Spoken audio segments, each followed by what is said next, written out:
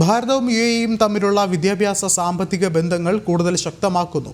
ഭാരതത്തിലെ ഏറ്റവും മികച്ച വിദ്യാഭ്യാസ സ്ഥാപനങ്ങളായ ഇന്ത്യൻ ഇൻസ്റ്റിറ്റ്യൂട്ട് ഓഫ് മാനേജ്മെന്റും ഇന്ത്യൻ ഇൻസ്റ്റിറ്റ്യൂട്ട് ഓഫ് ഫോറിൻ ട്രേഡും ദുബായിൽ ക്യാമ്പസ് തുറക്കുന്നു.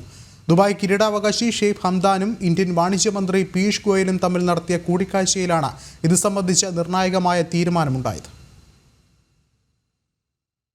ഇന്ത്യൻ ഇൻസ്റ്റിറ്റ്യൂട്ട് ഓഫ് ടെക്നോളജിക്ക് പിന്നാലെയാണ് ഇന്ത്യൻ ഇൻസ്റ്റിറ്റ്യൂട്ട് ഓഫ് മാനേജ്മെന്റും ഇന്ത്യൻ ഇൻസ്റ്റിറ്റ്യൂട്ട് ഓഫ് ഫോറിൻ ട്രേഡും യുഎഇയിൽ എത്തുന്നത്. കഴിഞ്ഞ വർഷം സെപ്റ്റംബറിലാണ് ഡൽഹി IIT അബുദാബിയിൽ പ്രവർത്തനം തുടങ്ങിയത്. IIM അഹമ്മദാബാദാണ് ദുബായിൽ രാജ്യാന്തര ക്യാമ്പസ് ആരംഭിക്കുന്നത്. ഇതോടൊപ്പം IIFTയും വിദേശത്തെ ആദ്യ ക്യാമ്പസ് ദുബായിൽ സ്ഥാപിക്കും.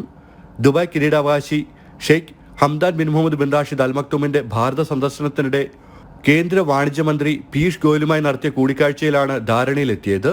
Ahmedabad IIM director professor Bharat Bhaskar, Dubai department of economy and tourism director general Helal Saeed Almarri എന്നിവരാണ് IIMയുമായി ബന്ധപ്പെട്ട ധാരണാപത്രത്തിൽ ഒപ്പുവെച്ചത്. ദുബായിലെ IIMൽ ഒരു വർഷത്തെ മുഴുവൻ MBA പ്രോഗ്രാം നൽകും. 5 ടേമുകളാണ് കോഴ്സിന്റെ ദൈർഘ്യം. 2025 സെപ്റ്റംബറിൽ ആദ്യ ബാച്ച് ആരംഭിക്കും.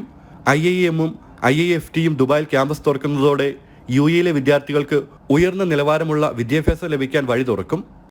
ജനം, ദുബായ്.